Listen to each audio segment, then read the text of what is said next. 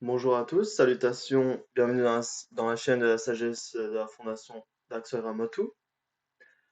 Aujourd'hui, je vais vous faire part d'un sujet qui est très particulier et qui fait aussi office du sujet central de l'enseignement dans lequel nous sommes tous actuellement, qu'on est en train de traiter, bien entendu. Ça va être la galaxie de la Voie lactée. Selon la terminologie de la sagesse d'Axel Ramatou, on prénomme cette galaxie la galaxie noyau. Dans le registre terminologique technologique d'Antara, elle se prénomme Nucleotide Galaxy, c'est-à-dire la galaxie noyau. Aujourd'hui, je vais vous faire la lecture. Une lecture, c'est-à-dire que je vais lire et là où je dois m'arrêter, on va dire pour vous expliquer, je vous expliquerai. Mais sinon, ça va être de la lecture. Car les cours, parce que chaque terme a, comment dire, a un programme entier à être consacré. C'est pourquoi, comme ce programme-là est un programme de lecture du livre Mystère spatial extraterrestre rédigé par Kejian Bachman, on va commencer tout doucement la lecture. C'est vrai que là, aujourd'hui, je suis un petit peu je suis enthousiaste. Je suis assez enthousiaste. Alors, on commence. La dimension de vie dans laquelle on se situe.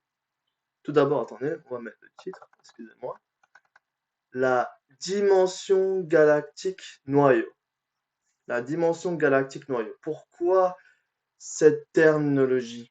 Pourquoi ce terme de noyau? Ça, bien entendu, est-ce que ça a une référence par rapport à la création? Qu'est-ce que la création? Qu'est-ce que l'existence? Est-ce qu'il y a une différence? On va voir ça, tout ça ensemble aujourd'hui. Bien entendu, on va aussi voir les différentes particularités de la galaxie de la Voie lactée, les caractéristiques et bien d'autres sujets concernant ce noyau énorme, ce noyau gigantesque qui fait partie d'un des joyaux divins de l'existence active. Très bien. Je commence la lecture. La dimension galactique noyau. La dimension galactique noyau. Très bien. La dimension de vie dans laquelle on se situe est une dimension de vie galactique conçue d'une galaxie d'une galaxie aux qualités colossaux qui se prénomme la Voie lactée. Vous savez que la Voie lactée est dans la mythologie, dans les registres religieux, a aussi un sens, a aussi une symbolique qu'on verra plus tard durant la lecture. L'espace, qui fait partie des dimensions de ces vies galactiques, avec ces dimensions qui restent en dehors de cette dimension galactique, sont dotés de qualités très différentes à partir des propriétés du temps, du local et de la forme. On appelle ça le temps, local, forme. C'est en fait un concept qui relie ces trois caractéristiques principaux. Pourquoi? Parce que sans le temps, il ne peut pas y avoir de local, sans le local, il ne peut pas y avoir de forme. C'est pourquoi on traite toujours ces trois particularités de la consistance, de la substance, si vous voulez, ensemble. L'espace, qu'est-ce que c'est? D'habitude, on sait très bien que durant à l'école, quand on apprend, c'est justement un champ où tous les objets spatials sont regroupés, tous les planètes, les satellites, les galaxies, les amas galactiques, les nuages stellaires, etc. Les nébuleuses sont tous se permettent tous de se regrouper dans un endroit. Enfin, c'est un champ qui n'a aucune limite, qui est sans fin, voire illimité. Et aujourd'hui, j'aimerais vous parler de l'espace d'une façon assez différente. L'espace a des sensibilités pour pouvoir assurer une communication entre les objets galactiques, entre les objets stellaires, entre les constellations. Elle permet d'unifier, de regrouper. Elle permet beaucoup de choses en fait. Sans l'espace, il ne peut pas y avoir de temps, il ne peut pas y avoir de local, il ne peut pas y avoir de forme. Donc, l'espace a vraiment une caractéristique très importante. Et si vous me demandez, est-ce que il y a une seule caractéristique appartenant à l'espace, je vous dirais non. De la plus basse fréquence, de la plus dense fréquence vibratoire. C'est pourquoi nous vivons, toutes les forces célestes sont mobilisées, toutes les forces d'intervention sont mobilisées au sein de cette galaxie noyau même. Qu'est-ce qui fait sa différence? On verra ça par la suite durant la lecture. Donc, elle est différente par rapport aux autres galaxies dans son entourage. Qu'est-ce qui fait sa différence? Nous allons continuer avec la lecture. Cette dimension que l'on exprime en tant que dimension vibratoire mobile, comme il se doit avec les informations en relation avec la technologie de l'existence active, est accentuée par l'expression Balzar, c'est-à-dire le passage sous la terminologie religieuse. Et bien entendu, il y a beaucoup de, comment dire ça, beaucoup de sens qui ont été accordés à cette galaxie La Voie lactée dans plusieurs civilisations, notamment dans dans la culture, dans la mythologie chinoise, dans la mythologie grecque, dans la mythologie enfin, du soufisme. Il y a beaucoup de sens et que j'aimerais aussi vous en faire part. Par exemple, dans la mythologie grecque, on dit que c'est Héraclès qui a créé cette galaxie, la Voie lactée. Comment se fait-il? Je vais vous expliquer un petit peu cette mythologie que j'ai vraiment beaucoup aimée. Héraclès, c'est le fruit entre la relation d'Acmène et de Zeus. Zeus étant un dieu immortel et Acmène étant une humaine. Mais, engendre un enfant qui se prénomme Héraclès, qui est mi-enfant, mi-dieu. Mais il n'a pas l'immortalité, Héraclès. Alors, comme Zeus, son père, très fier, il veut que Héraclès puisse aussi atteindre son immortalité. Durant le sommeil de sa femme Héra, de la déesse Héra, il allaita son fils Héraclès. Il essaie d'allaiter son fils Héraclès à sa mère à sa femme en train de dormir. Il allaita tellement fort que la déesse Héra se met à réveiller. Elle se réveille. Elle prend conscience que c'est pas son enfant, elle le jette. Et au moment de ça, lorsque le lait gicle, ça forme justement la Voie lactée. C'est aussi une symbolique pour expliquer que la Voie lactée, c'est vraiment une formation qui a été très centralisée dans les courants mystiques, dans les courants mythologiques aussi, enfin, dans la mythologie aussi, du monde entier. Et elle a aussi plusieurs sens dont j'avais pris des notes aussi, pour venir que je vais vous faire partager. Attendez, je vais continuer sinon. Ah ouais, avant de continuer, j'aimerais vous parler aussi de la dimension vibratoire mobile. Je vous ai dit précédemment que la dimension galactique noyau, qui est la galaxie de la Voie lactée, est une formation très dense et très brute, voire euh, très primaire, finalement, très primaire. D'où vient cette particularité pour qu'elle puisse avoir cette propriété? Ça vient tout simplement qu'elle est constituée de lumière, de particules luminiques, on appelle ça. Et ça constitue la dimension vibratoire mobile. Bien entendu, quand je traduis, ça donne ça, mais c'est le terme. C'est une galaxie regorgée de particules de lumière. Et le trait de la lumière, la propriété de la lumière n'est pas aussi puissante qu'elle n'y paraît, car elle est beaucoup plus accentuée au- sous la rotation si vous voulez, particulaire, elle est beaucoup plus importante que la rotation des particules énergétiques.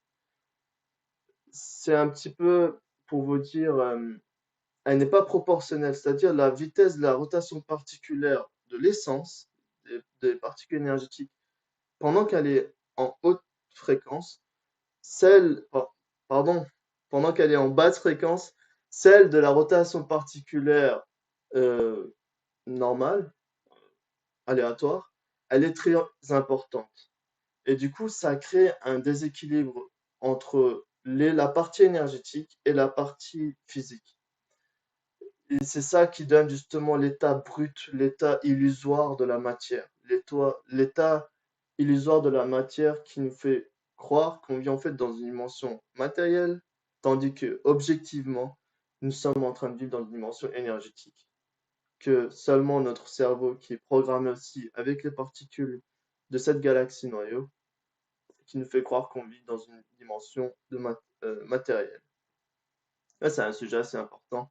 C'est un sujet aussi très perturbant. Vous allez voir que chez les Amérindiens, par exemple, chez les Amérindiens, la galaxie de la Voie lactée est appelée le chemin des morts. Euh, Bien entendu, dans les connotations religieuses, il y a beaucoup de choses comme ça. Mais si je devais vous dire que il y a beaucoup de sens cachés et que ceci, bien entendu, se révélera avec plus tard dans les autres cours. Aujourd'hui, je m'accentue sur la lecture du livre Mystère spatial et extraterrestre. Je continue. Donc, on parlait de passage, accentué par l'expression Balza. Le passage. Le passage vers quoi? C'est aussi un autre sujet, car nous avons deux galaxies voisines, l'une qu'on appelle Sapley 3, c'est un amas galactique, et l'une qu'on appelle Andromeda. C'est la galaxie d'Andromède, celle qui est la plus proche. Est-ce que c'est un passage vers ces dimensions-là? Ça donne à réfléchir. Je continue. Comme dit, il existe plusieurs interprétations mythologiques. Ça, je l'ai pris exprès pour vous faire prendre conscience que la galaxie de la Voie lactée a été aussi traitée, non pas dans le domaine scientifique seulement, mais aussi dans le domaine spirituel, religieux. Et bien entendu, sous forme de mythologie.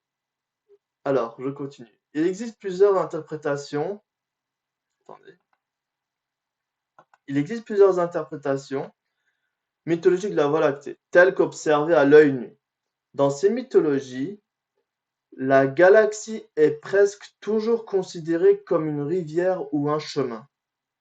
Fleuve chez les Arabes, rivière de lumière chez les Hébreux, rivière céleste chez les Chinois, lit du Gange dans la tradition sanskrite. Vous voyez qu'elle occupe une place très importante, la galaxie de la Voie lactée.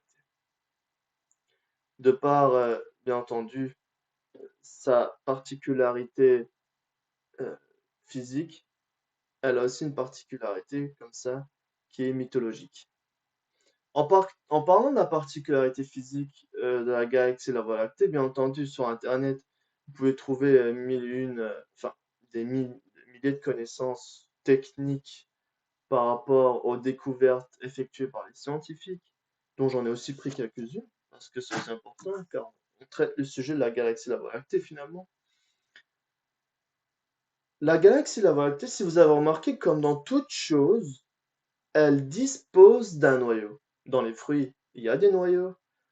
Les noyaux, le noyau, l'œuf cosmique, ou la galaxie même, si vous avez remarqué, l'existence émerge toujours de l'intérieur vers l'extérieur. Quand vous essayez de le réveiller de l'extérieur, avec force, avec brutalité, et j'ignore que la forme de vie qui est allée naître puisse aboutir à son processus de vitalité. Alors, nous avons, comme dit, une galaxie de la Voie lactée. Je le suis pris ici, j'ai pris des notes. Au centre, il y a ce qu'on appelle des bulles de Fermi. D'accord? Ce sont des bulbes centrales qui émettent des gaz chauds, extrêmement chauds, et qui ont été découvertes seulement en 2010 par les scientifiques. La bulbe centrale joue un rôle important sur toute la vitalité de la galaxie la Voie lactée. Bien entendu, notre galaxie la Voie lactée dispose de 5 bras de spirale, 5 bras spirales. Elle est de type de galaxie spirale. Bien entendu, il y a d'autres morphologies de galaxies. Il y a beaucoup de choses que je vous traiterai après. Je continue. Elle a un halo qui, d'après certains scientifiques chinois, au début, on le comptait, enfin, la distance en années-lumière était de 100 000 années-lumière. Pour vous dire, une année-lumière, c'est équivalent à 9 461 milliards de kilomètres. Voilà, c'est un petit peu grand. Et je vous dis que ici, que le halo qui sépare du centre, pardon, qui fait l'entourage, qui fait le contour de la galaxie, de la Voie lactée, n'est plus de 100 000 années-lumière, mais de 520 000 fois 2, c'est-à-dire 1 40 000 années-lumière. Le rayon entre la bulbe centrale et le contour de la galaxie la Voie lactée est de 520 000 années-lumière, mais quand on multiplie par 2 pour faire le diamètre, ça fait bien entendu 1 40 000 années-lumière. C'est énorme. C'est vraiment énorme. Et je continue. Elle dispose de 140 milliards d'étoiles. Bien entendu, 140 milliards d'étoiles. Si vous avez remarqué, la galaxie noyau a une ressemblance avec le nombre de neurones que le cerveau humain dispose. Ça aussi, c'est un trait à porter attention, je trouve, qui mérite l'attention.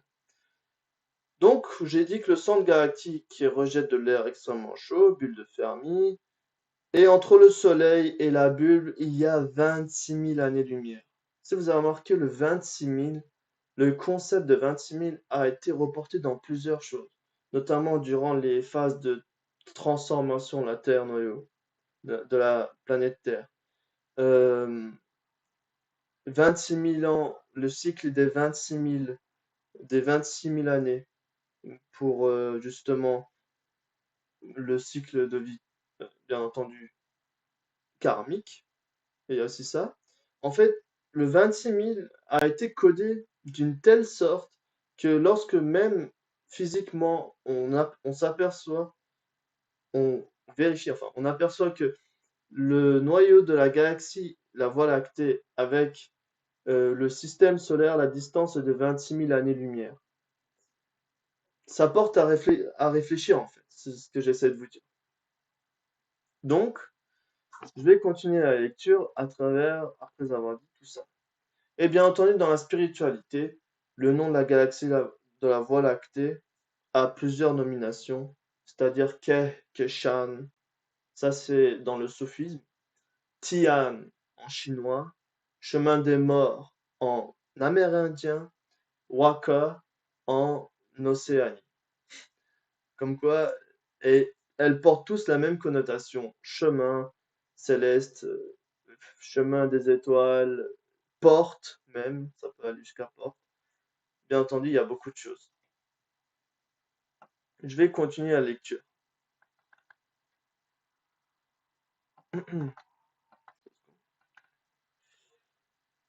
La mythologie asiatique, ça j'ai déjà compris. Cette dimension de vie galactique est une dimension qui forme la Voie lactée, qui est la galaxie noyau de la structure systémique, qui est dans la position d'univers noyau parmi les univers parallèles. Donc, ici, on voit que elle joue un rôle central au sein de l'univers, au sein de l'existence de l'univers. Bien qu'elle soit l'une des galaxies parmi des milliards, elle a une particularité qui fait la différence, qui fait une grande différence. je répète, cette dimension de vie galactique, déjà c'est quoi une dimension de vie galactique? C'est un milieu où les consciences peuvent se mouvoir à travers une forme robotique, biologique ou énergétique. C'est-à-dire une conscience, les micro-consciences peuvent se mouvoir, et les macros même, les consciences galactiques comme les micro-consciences, peuvent se mouvoir dans une planète, dans une certaine tranche spatio-temporelle, appartenant à une certaine réalité, appartenant à cette planète en question, mouvoir au sein de cette plateforme de vie qu'on appelle la dimension galactique, la dimension de vie galactique, pardon. Donc, la dimension de vie galactique est une dimension qui constitue la Voie lactée. La Voie lactée n'est pas seulement comment dire ça? Il n'y a pas seulement cette planète Terre qui est concernée, toute la Voie lactée est la galaxie noyée de la structure systémique. C'est quoi un système déjà? Un système, c'est l'ensemble des, des interfaces, si vous voulez, dans un système. Il peut y avoir des interfaces qui forment toujours un cycle. C'est-à-dire, elles ne changent pas. C'est un système, c'est quelque chose qui ne change pas vraiment. Tant qu'il n'y a pas le besoin, un système ne changera jamais. C'est un mécanisme qui se répète à l'infini. On peut dire ça. C'est ce que je peux vous dire d'une manière spontanée. Et bien entendu, je continue.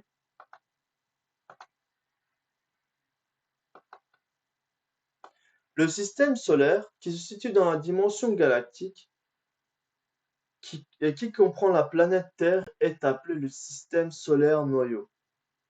Vous voyez qu'on parle de la galaxie noyau, le système solaire noyau, la planète Terre noyau. Pourquoi noyau? Déjà, dans tout objet spatial comme stellaire, il y a un noyau. Il n'y a pas un objet où il n'y a pas de noyau. Sauf, bien entendu, les nuages, les amas, des nuages galactiques. Ça, c'est encore un autre sujet. Donc, dans chaque objet spatial, il y a à tout prix un noyau. Pourquoi? Pour justement constituer le champ magnétique qui va lui appartenir.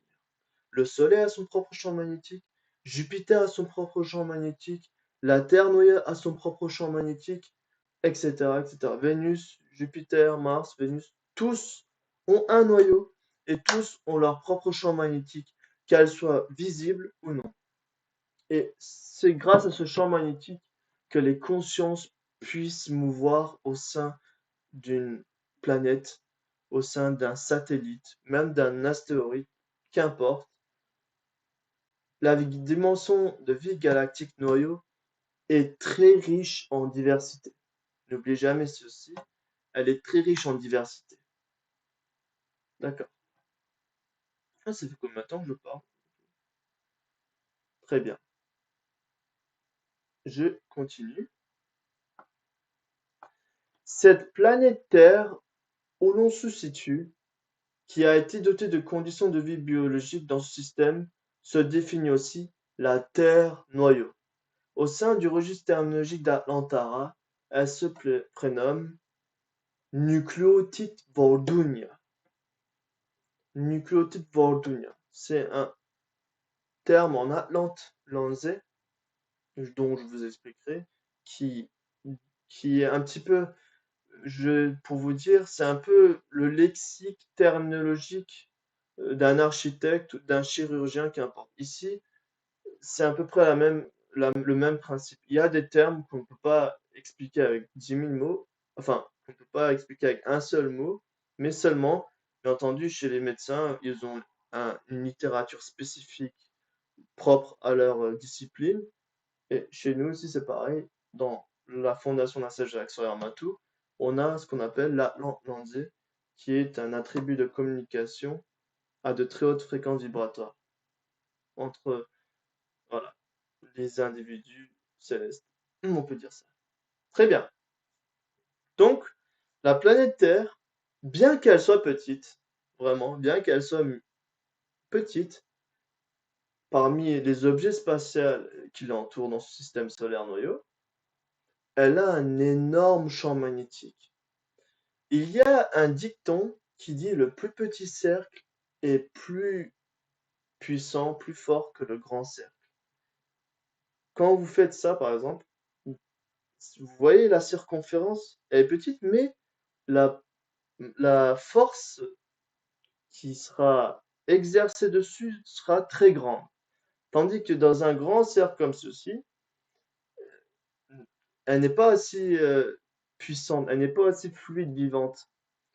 C'est ce que j'essaie de dire. La planète Terre noyau est un joyau très important, convoité depuis son existence par deux forces principales qu'on appelle les forces de lumière, les forces obscures.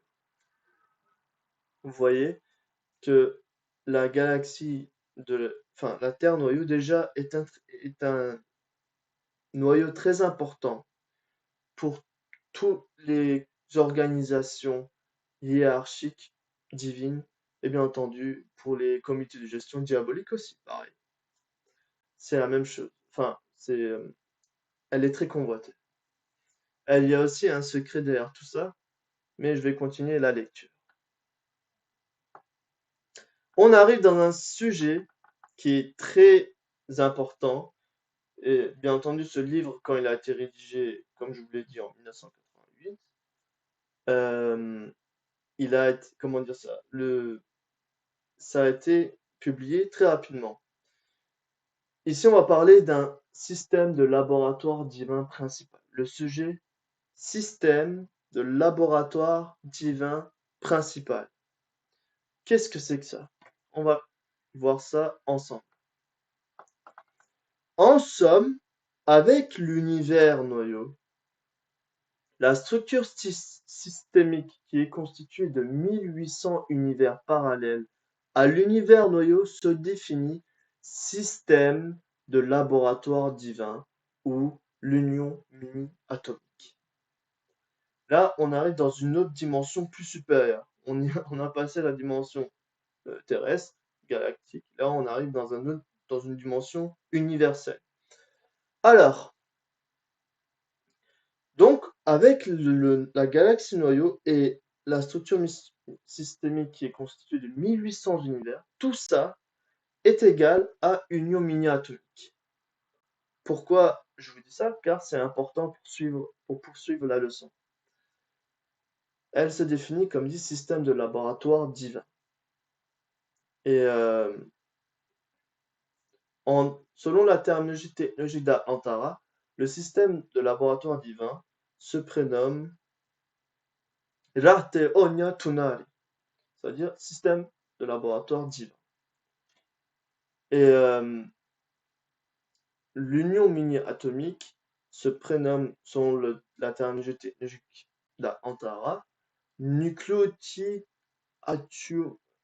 tignalo-atium. Sina, hey. Nucléotide atium sina, hey. Voilà. C'est-à-dire l'union mini-atomique. Je continue.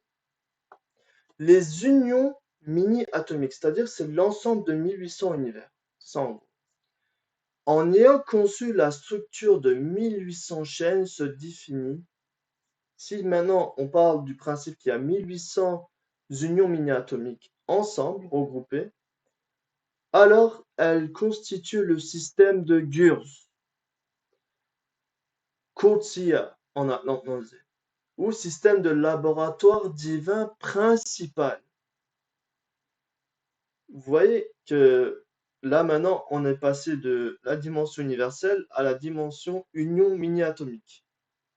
Et on relie les 1800 unions mini-atomiques, ça donne le système de Gurs. Si vous voulez, l'œuf cosmique qui a été transmis à l'humanité au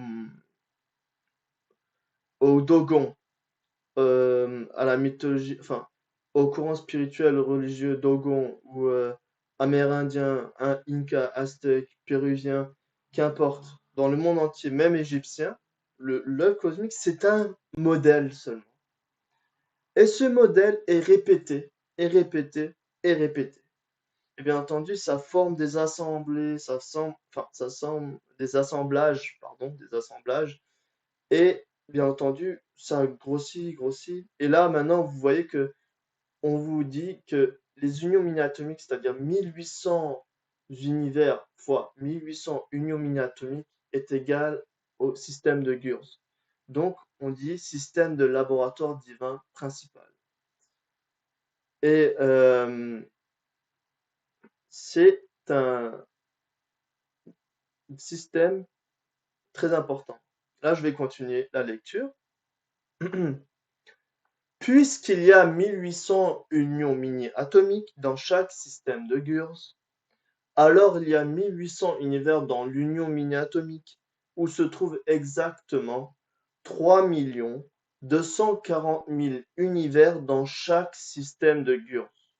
Vous voyez que là, on parle pas de galaxies, on parle d'univers. Déjà, les êtres humains de la Terre n'ont pas réussi à définir la limite exacte de l'univers elle-même, qu'on parle de 3 200, que dis-je? Oui, 3 240 000 univers. Ça fait un peu grand. C'est très riche. Vous voyez que la conscience spatiale infinie limitée est tout le temps en constante activité, tout le temps en constant mouvement. C'est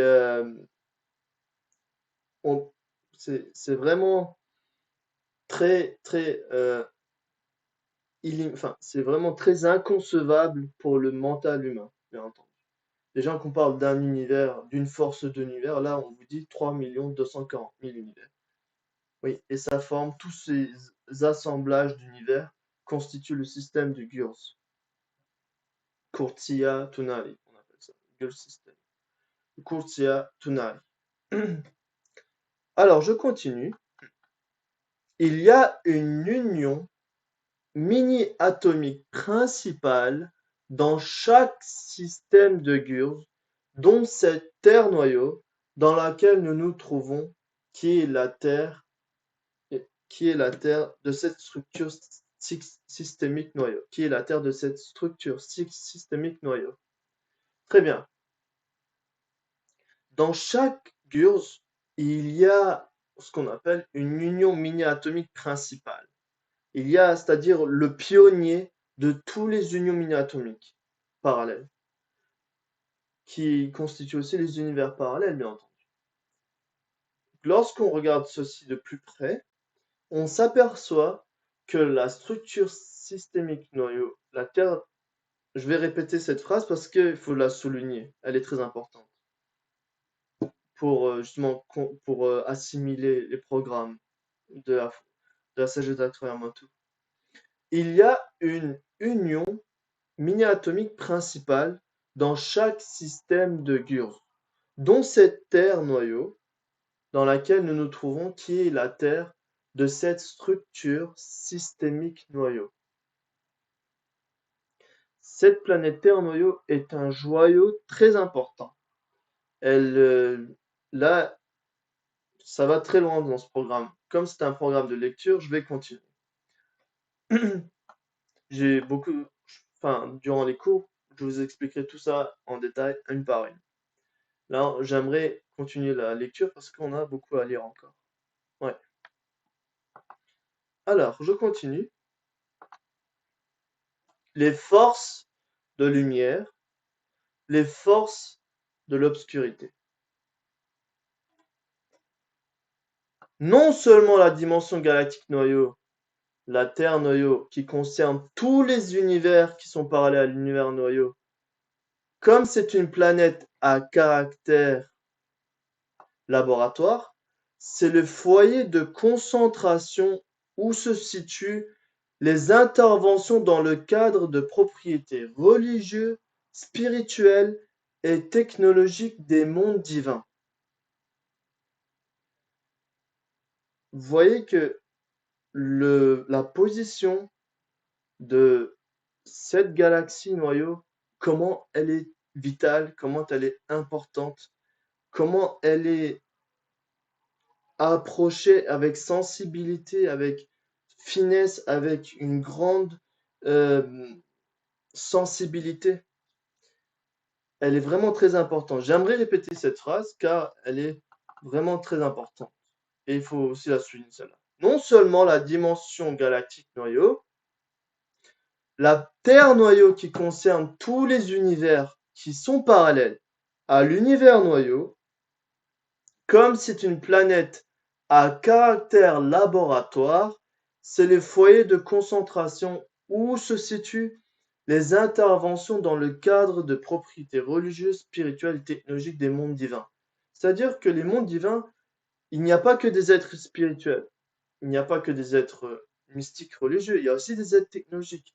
Trois bras qui focalisent toutes leurs forces pour intervenir non seulement dans la dimension de la galactique noyau, mais aussi sur la Terre noyau qu'on appelle la Terre laboratoire, la planète laboratoire.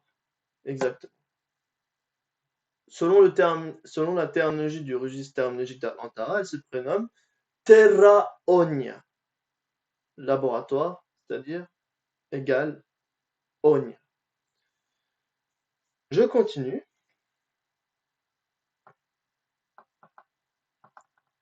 La Terre noyau, qui exerce les fonctions laboratoires, y compris les attributs en relation avec ces dimensions, qui rassemblent en un ensemble les dimensions d'épreuve, d'opinion, c'est-à-dire de pensée, passage, expérience, mission, qui se trouve enchevêtrée en relation avec sa présence et tenue sous l'influence par les forces de lumière et par les forces obscures connues en tant qu'extraterrestres par les populations humaines où ils se situent. Vous voyez que ici, la Terre noyau regorge de multiples attributs dimensionnels, dont les fonctions laboratoires. Pour exercer les fonctions laboratoires, il faut à tout prix les traits caractéristiques dimensionnels de, premièrement, la dimension d'épreuve, de pensée, la dimension de la pensée, des opinions, si vous voulez. La dimension de passage. Donc, cette planète Terre, noyau, est un passage vers les autres dimensions supérieures. Je continue. L'expérience. La mission. 5 traits, 5 caractéristiques particulières pour constituer la dimension la dimension terrestre pour exercer les fonctions laboratoires sur les consciences qui sont sur la Terre noyau. Depuis le début de l'existence de la Terre noyau, c'est ainsi. Bien entendu, est-ce qu'il y a eu des choses qui ont changé après que l'Atlantide? Ça, j'en reviendrai beaucoup plus tard. Pour vous dire que cette dimension est tenue sous l'influence des forces de lumière et de l'obscurité. Et elle se prénomme par les populations humaines, ces forces de lumière et d'obscurité, extraterrestres. Extraterrestre est un concept créé par l'homme.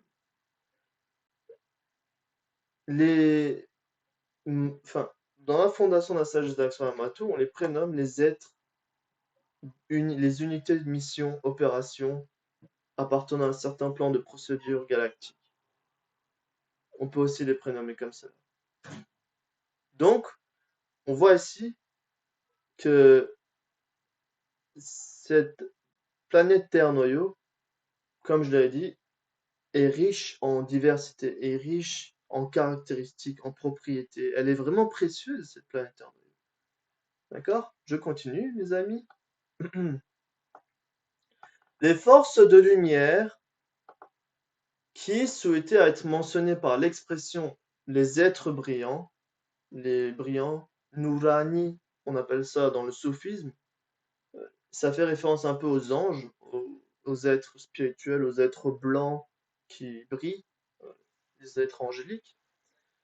Moi, comme ici, le terme a été écrit les brillants, les Nourani, moi j'ai aussi utiliser ça durant la traduction.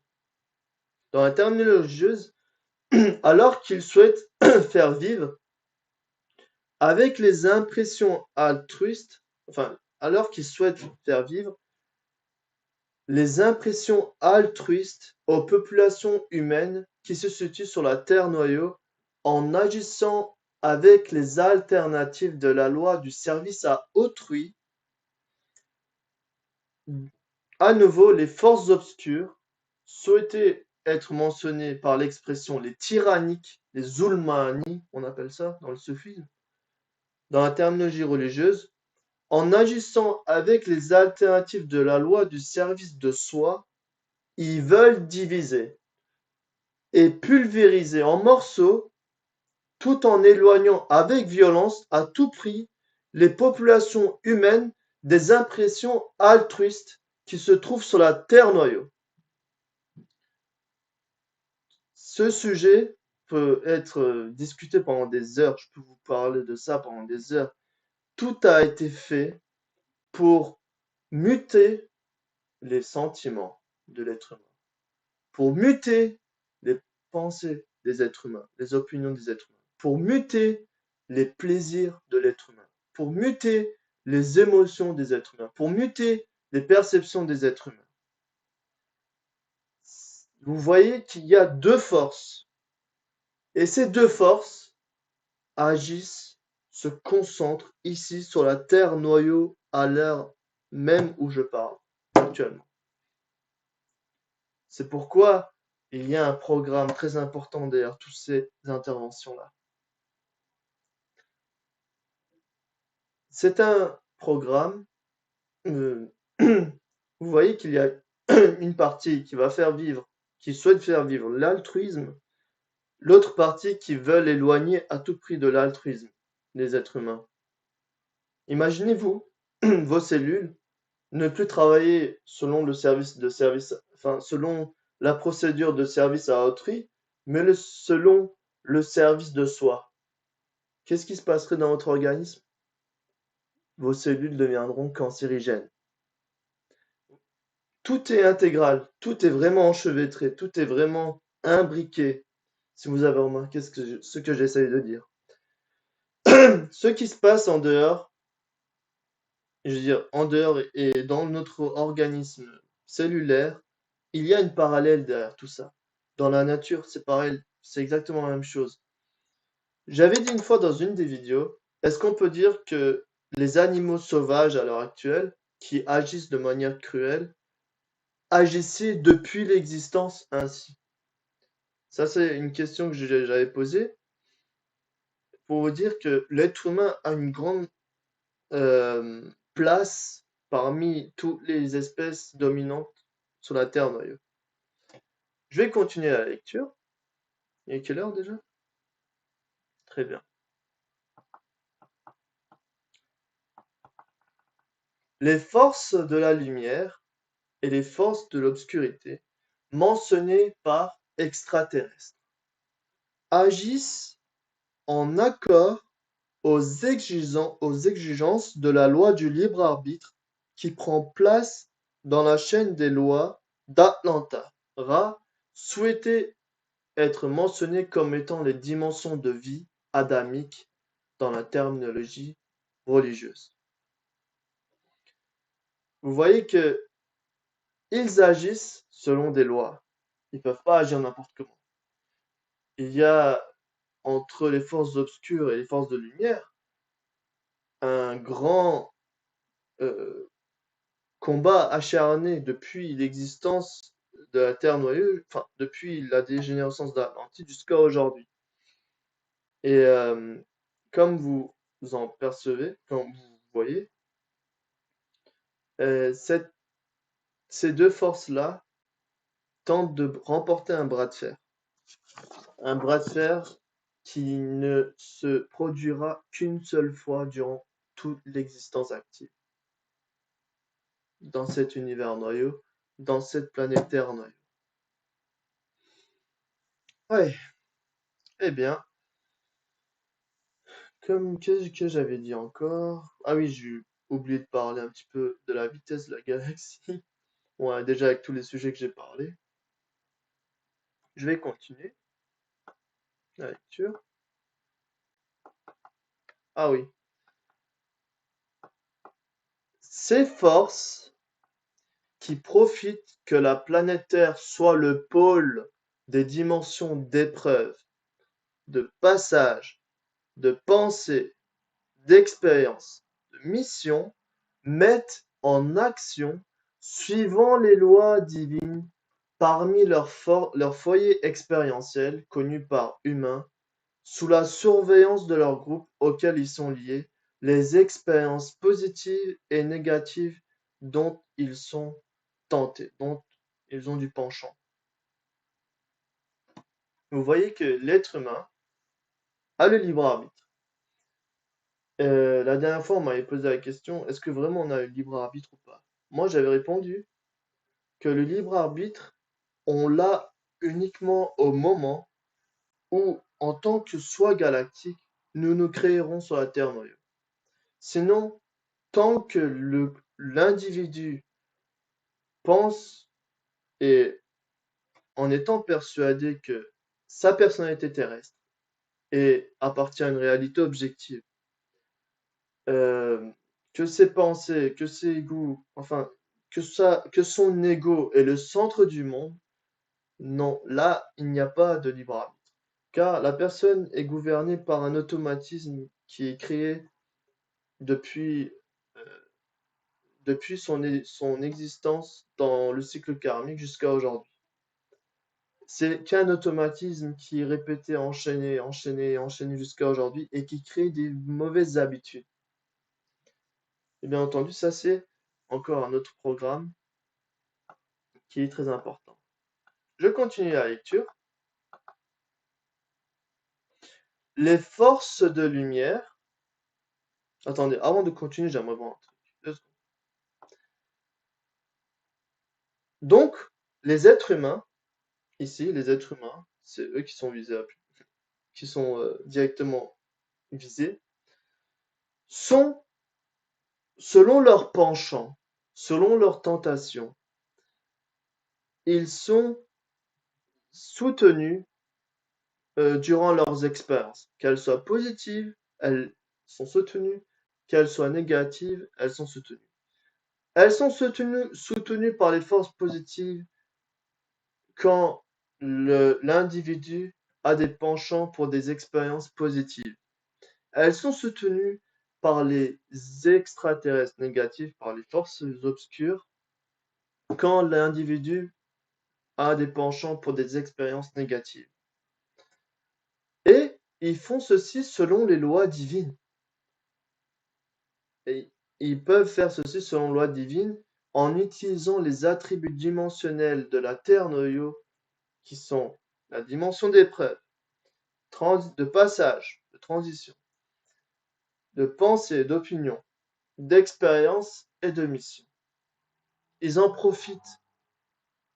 Ils en profitent de quoi pour que cette planète Terre soit la planète Terre qui est le pôle des dimensions dont je viens de citer, les 5, je répète, les dimensions d'épreuve, de passage, de pensée, d'expérience et de mission. Je continue avec... Le temps il passe vite.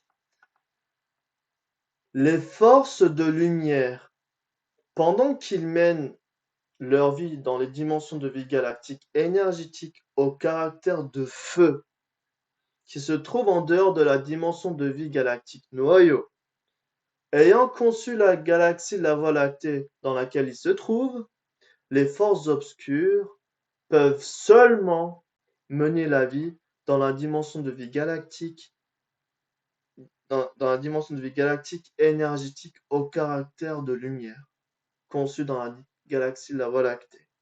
Donc, les forces de lumière ont une liberté de déplacement entre les galaxies, entre les différentes caractéristiques galactiques vibratoires, entre les différentes dimensions, etc. Mais les forces de lumière, eux, ils n'ont pas cette liberté. Eux, ils sont coincés, ils sont, si vous voulez, tenus en quarantaine dans la galaxie de la Voie lactée. Ils peuvent pas sortir de la galaxie de la Voie lactée, ils peuvent pas aller dans les dimensions de vie galactiques au caractère de feu. Très bien. Le programme, oui, je continue la lecture. Si vous avez remarqué, avant de continuer, les forces obscures utilisent des vaisseaux métalliques, beaucoup plus métalliques que les neutres, enfin les forces positives, les forces bienveillantes de l'univers noyau, de la galaxie noyau. Eux, ils utilisent des vaisseaux beaucoup plus plasmiques, beaucoup plus énergétiques, même un beau design. Enfin, il a vraiment, enfin, ils ont des beaux designs quand ils utilisent leurs vaisseaux, etc. Il y en a, par exemple, ils sont transparents, ils sont opaques, etc. Enfin, il y a vraiment de toutes sortes de vaisseaux appartenant à la Confédération galactique, mais au comité de gestion d'Orion appartenant, les vaisseaux appartenant au comité de gestion administrative d'Orion, eux ne sont pas riches en diversité comme celle de Sirius, comme celle des forces positives. Vous allez me dire pourquoi? Ben justement, comme dit, ils ont une technologie pouvant sortir de la galaxie de la Voie lactée, les forces bienveillantes. Tandis que les forces obscures, eux, ils n'ont pas cette caractéristique pour entrer en réaction avec une galaxie de feu, un caractère dimensionnel vibratoire de feu. Voilà. Pour vous dire ici, le concept de feu fait référence à la caractéristique vibratoire du feu doré ou feu calme au sein de la fondation de la sagesse Axel-Ramatou. Oui, je pense que j'ai fait le tour, sauf que j'ai pas parlé peut-être un petit peu des vitesses de la galaxie, je sais pas, ça sur internet vous allez trouver de toute façon. Très bien, moi pour l'instant j'ai fait le tour. J'ai la... il me semblait oui, qu'il y avait une question de Sandrine par rapport à la leçon précédente. Je pense que je l'ai répondu en personne, en perso. À part ça, c'est bon. Si vous voulez, vous pouvez rédiger vos questions. Et une fois la leçon suivante, je ramasserai toutes vos questions et je les répondrai. Pour moi, aujourd'hui, euh, sauf la dernière phrase qui me manque, qui est très importante, et ensuite je vais fermer le programme. Je continue. C'est pourquoi, je vais relire la phrase de nouveau, excusez-moi. Je vous prie de m'excuser. Mais j'aimerais que ce soit... J'avais pas vu la dernière phrase en fait. Les forces de lumière, pendant qu'ils mènent la vie dans la dimension de vie galactique énergétique au caractère de feu, qui se trouve en dehors de la dimension de vie galactique noyau, ayant conçu la galaxie de la Voie lactée dans laquelle ils se trouvent, les forces obscures peuvent seulement mener la vie dans la dimension de vie galactique énergétique au caractère de lumière conçue dans la galaxie de la Voie lactée. C'est pourquoi, dans les récits religieux, il a été mentionné que les forces obscures partagent la même dimension de vie que les humains. Voilà. C'est aujourd'hui, pour l'instant, le programme d'aujourd'hui est terminé ainsi. En espérant que cette vidéo-là vous rapporte quelque chose, vous permette de appréhender un autre point de vue par rapport à toutes ces connaissances qui existent, enfin, toutes les connaissances que vous vous êtes adoptées jusqu'à aujourd'hui pour l'évoluer, pour l'utiliser afin de élargir votre spectre de concepts vous appartenant et qui va peut-être, qui sait, entrer en contact avec le spectre de concepts appartenant à votre essence galactique. C'est le but, c'est pourquoi on vous donne ces informations, afin de, afin de libérer le potentiel céleste de l'être humain de chacun, car ces connaissances, comme je l'ai déjà répété, appartiennent à toute l'humanité, car elles s'adressent à l'essence de toute l'humanité. C'est pourquoi je souhaite aussi traduire toutes ces vidéos dans différentes langues que j'en ai déjà parlé. Très bien. Pour moi, aujourd'hui, comme je vous ai déjà dit, vous pouvez rédiger les questions que vous souhaitez. Moi, je les prendrai et je les répondrai au cours prochain qui concerne la lecture du livre Mystère spatial et extraterrestre afin de lever le voile sur ce mystère selon le concept de la sagesse d'Axel Ramatou. Très bien, je vous souhaite euh, une très belle journée, une très belle journée et restez continuellement en activité. Je vous remercie beaucoup de m'avoir écouté et d'avoir consacré votre temps précieux et m'avoir permis de vous adresser à travers la plateforme d'Internet. Et restez continuellement en activité, fidèle à votre essence, fidèle à votre cœur et à votre âme. Je vous souhaite une très bonne journée. Raya.